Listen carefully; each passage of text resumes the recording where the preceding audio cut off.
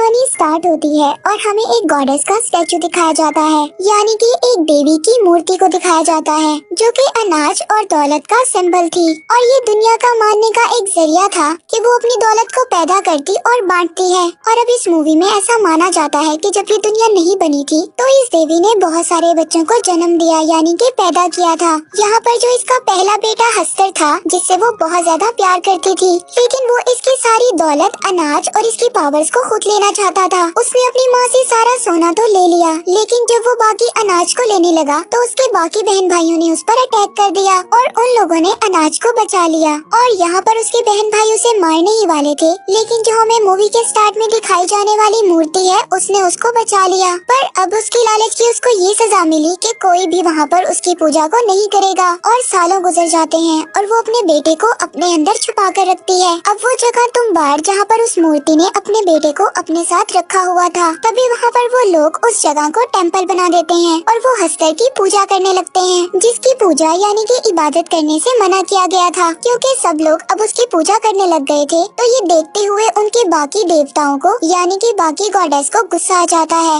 इस वजह से जिस जगह पर हस्तर का टेम्पल बनाया गया था, अब वहाँ पर बाकी देवताओं ने उस गाँव को कर्ज में ले लिया और अब इस वजह से उस गाँव में बहुत ज्यादा बारिश शुरू हो गई, जो कि कभी नहीं रुक रही थी। और अब काफी साल गुजर जाने के बाद हमें इस गांव तुम्बाड़ में एक औरत को दिखाया जाता है। अब वो औरत एक सरकार के बाड़े में आती है और यहाँ पर एक ही पंडित जिंदा था जिसका नाम था सरकार, इसीलिए इस जगह को सरकार का बाड़ा कहा जाता था। यहाँ पर आकर वो सरकार से गोल्ड का कॉइन मांगती है, लेकिन सरकार उसको जवाब देता है कि ये कॉइन ऐसे नहीं मिलता, इसके लिए कुछ न कुछ करना पड़ता है। इसके बाद सीन शिफ्ट होता है उस औरत के दोनों बेटों की तरफ। इसके बड़े बेटे का नाम विनायक राव और छोटे बेटे का नाम सदाशिव राव था। और यहाँ पर दोनों बेटे अपनी माँ का इंतजार कर रहे होते हैं, क्योंकि वो रोजाना उस सरकार के पास जाया करती थी और आज वो काफी ज्यादा लेट हो गई थी। और यहाँ पर इसके दोनों बेटे आपस में बात करते हैं कि दादी को खाना कौन देगा। बेसिकली इनके घर में एक बुढ़ी औरत रहती है जिसको ये सब लोग दादी कहते थे और उस दादी की एज बहुत ज्यादा थी और उनकी पूरी बॉडी बुरी तरह से खराब हो चुकी थी।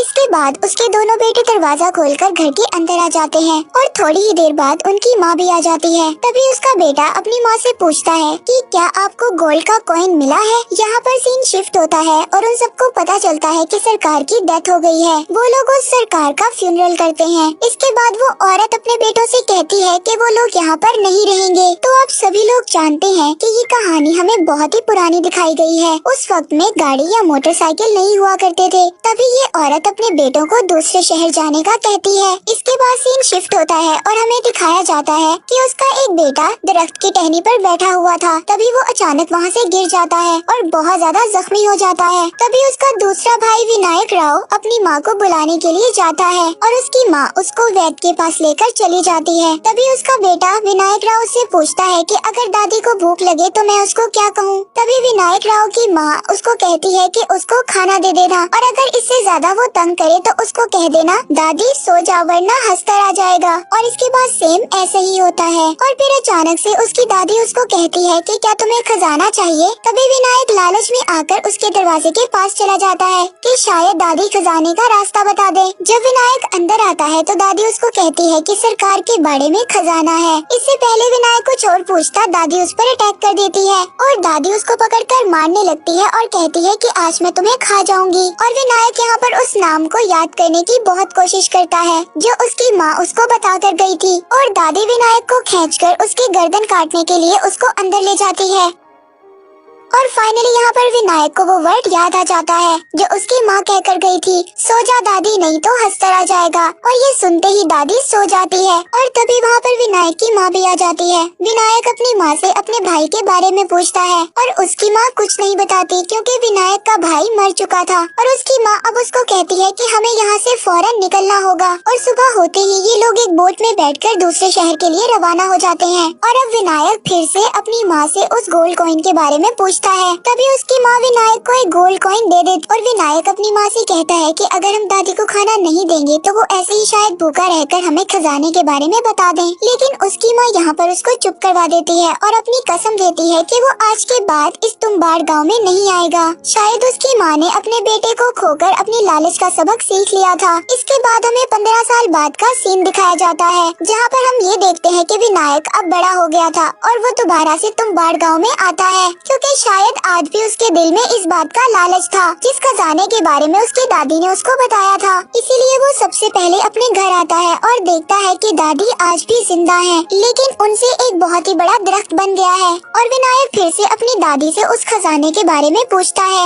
और वो कहता है कि दादी अगर आप मुझे खजाने के बारे में बता दें तो वो खजाना हम दोनों आपस में बांट लेंगे। उसकी दादी उसको कहती है कि अब मुझे कुछ भी नहीं चाहिए और अब मैं और ज्यादा जीना नहीं चाहती। तर अपनी दादी से डील करता है कि आप मुझे खजाने के बारे में बता दें और मैं आपको आपकी जान से आजाद कर दूंगा। तभी उसकी दादी उसको बताती है कि कई साल पहले की बात है कि मैं कुएं में उतरने में माहिर थी और अब फाइनली विनायक को पता चल जाता है कि खजाना कुएं में है और अब वो उस जगह का भी पता लगा लेता है कि जिस जगह पर वो कुआं था और वो उस कुएं में उतरने की प्रैक्टिस भी कर लेता है। लेकिन वहाँ से खजाना कैसे लाना है ये बात उसको अभी भी पता नहीं चलती। और फिर विनायक दोबारा दादी के पास आता है और दादी उसको सारा राज बता देती है। इसके बाद विनायक दादी समेत अपने घर को आग लगा देता है, क्योंकि उसने दादी से वादा किया था। और अब जब वो एक गोल्ड की कॉइन को लेकर अपने घर वापस आता है तो देखता है कि उसकी बीवी ने एक छोटा सा कारोबार शुरू किया है। वो अनाज पीस कर बेचती है और यहाँ पर विनायक अपनी बीवी को कहता है कि मैं तुम्हें रानी बना दूंगा। अब हमारे पास बहुत ज्यादा पैसे आने वाले हैं और हमारे यहाँ पर दिन बदल जाएंगे और हम बहुत ज्यादा अमीर होने वाले हैं। और फिर विनायक अगले दिन अपनी हालत को ठीक कर कर उस पंडित के पास आता है जिससे उसने कर्जा लिया था। वो उसको वो गोल्ड की कॉइन दिखाता है और उससे पूछता है कि ये कितने पैसे की है और यहाँ पर विनायक अपना कर्ज वापस कर देता है जो उसने पंडित से लिया था। और अब विनायक इसी तरह कुछ दिन बाद तुम्बाड़ गाँव जाता और वहाँ से कुछ गोल्ड की कॉइन्स लेकर आ जाता और उनको शहर में आकर बेच देता था। इसी तरह वो दिन ब दिन अमीर होता जा रहा था और इसी तरह विनायक का घर भी बदल गया था और उसकी कंडीशन भी काफी अच्छी हो गई थी। और अब उस पंडित के दिल में भी लालच था जिसके पास से विनायक ने कुछ पैसे लिए थे। और अब वो पंडित विनायक के पास जाता है और उसको कहता है कि वो उसे अपने काम में हिस्सेदार बना ले, लेकिन विनायक उस पंडित की बात को नहीं मानता। अब उस पंडित के दिल में लालच था कि वो भी तुम्बाड़ गाँव जाकर गोल्ड की कॉइन्स को लेकर आए। तभी वो पंडित 2 दिन के लिए एक औरत को पैसे देता है कि वो विनायक के साथ रहे, तभी वो तुम्बाड़ गाँव जाकर उस खजाने का पता करेगा। लेकिन वो लड़की और ज्यादा पैसों के लालच में विनायक को सब कुछ बता देती है। इसके बाद सीन शिफ्ट होता है तुम्बाड़ गाँव की तरफ। वहाँ पर हम पंडित को देखते हैं जो अब तुम्बाड़ गाँव में पहुँच गया था। इसके पीछे ही विनायक भी आ जाता है जिसकी नजर सिर्फ पंडित पर थी, लेकिन विनायक जानबूझकर उस पंडित को सब कुछ दिखाता है कि वो किस वक्त क्या करता है। और वो पंडित देखता है कि विनायक एक कुएं में उतरता है और उसके कुछ देर बाद वहाँ से बहुत ज्यादा गोल्ड के कॉइन्स लेकर आ जाता है और अब वो पंडित भी ऐसा ही करता है। इसके बाद पंडित कुएं में उतरकर काफी आगे जाता है क्योंकि रास्ता बहुत ही ज्यादा तंग था और इस कुएं की दीवारें रेड कलर की थी और यहाँ पर साफ महसूस हो रहा था कि कोई सांस ले रहा है। और यहाँ पर पंडित एक छोटे से ट्रंक को देखता है। जब वो खोलता है तो उसमें एक छोटी सी आटे की गुड़िया निकलती है। वो जब उस गुड़िया को पकड़ता है तो तभी हस्तर को अनाज की खुशबू आ जाती है। अब वो हंसकर उस गुड़िया के साथ ही पंडित को भी खा जाता है। इसके थोड़ी देर बाद ही वहाँ पर विनायक आ जाता है और वो देखता है कि पंडित का भी वही हाल था जो उसकी दादी का था, लेकिन पंडित ने कभी शायद विनायक की मदद की थी, इसीलिए वो उसकी मदद करता है और उसको उसकी जान से आजाद कर देता है क्योंकि शायद वो बहुत ज्यादा दुख में था। बेसिकली यहाँ पर एक वरदान था क्योंकि इंसान कभी भी हमेशा जिंदा नहीं रह सकता, लेकिन हस्तर का ये कर्ज था कि कोई भी जब उसकी जगह पर आएगा या वो उसको काट लेगा तो वो इंसान हमेशा के लिए जिंदा हो जाएगा। लेकिन हमेशा जिंदा रहने के साथ ही उस इंसान की बॉडी पूरी तरह से खराब हो जाएगी, जैसे कि हमें स्टार्ट में दादी की बॉडी को दिखाया गया था या फिर अब इस पंडित की बॉडी को दिखाया गया है। इसके बाद आगे कहानी शिफ्ट होती है कुछ साल बाद। हम यहाँ पर देखते हैं कि विनायक का एक बड़ा बेटा है जिसका एक पाँव खराब था और विनायक अपने ही घर में अपने बेटे को एक छोटा सा वर्क स्टेशन बना कर देता है जहाँ पर वो कुएं में नीचे उतरने की प्रैक्टिस करता है और रोजाना रोजाना इस बात को नोट करता है कि उसने ये काम कितने सेकंड या कितने वक्त में पूरा किया। और अब यहाँ पर गवर्नमेंट ने उस गांव को अपने अंडर लेने का फैसला कर लिया था।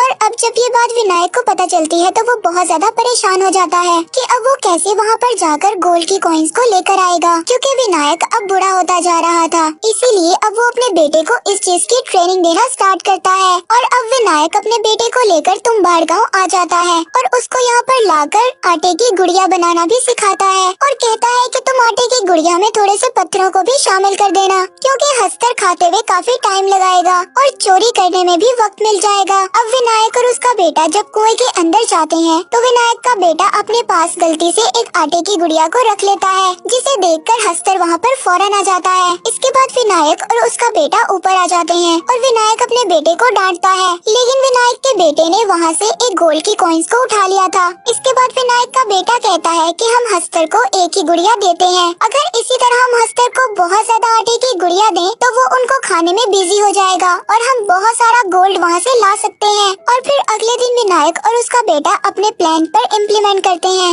इसके बाद विनायक और उसका बेटा बहुत ज्यादा आटा लेकर तुम्बाड़ गांव की तरफ चले जाते हैं और वो दोनों उस कुएं के बाहर बैठकर बहुत ज्यादा गुड़िया बनाते हैं। और अब वो जैसे ही कुएं में उतरते हैं वो ट्रंक के इर्द गिर्द आटे का घेरा बना देते हैं, जिसकी वजह से हस्तर उनके करीब नहीं आ सकेगा और वो बहुत सारी गुड़िया को वहाँ पर फेंक देते हैं। और वो जैसे ही इन गुड़िया को फेंकते हैं तो जितनी ज्यादा गुड़िया होती है वहाँ पर उतने ज्यादा हस्तर आ जाते हैं, लेकिन जो उन लोगों ने आटे का दायरा बनाया था उसके पास हस्तर नहीं आ सकता था, क्योंकि उसका रीजन ये था कि हस्तर ने अपनी माँ से सारी दौलत ले ली थी। लेकिन जब वो अनाज लेने लगा था तो उसके भाइयों ने उस पर अटैक कर दिया था और उसके ऊपर इस बात का कर्ज था कि वो अनाज को अपने हाथों से नहीं ले सकता। तो यहाँ पर तो अनाज हस्तर को इंसान खुद दे रहे थे, तो वो इतने साल के बाद उस अनाज को क्यों ना खाता, और इसी वजह से वो उस दायरे को पार नहीं कर सकता था। और अब काफी रात हो चुकी थी। विनायक और उसका बेटा उसी दायरे में बैठ वो इस बात का इंतजार कर रहे थे कि जैसे ही गुड़िया खत्म हो हस्तर की तादाद भी खत्म हो जाएगी, लेकिन उनके पास एक और बड़ी गुड़िया पड़ी थी।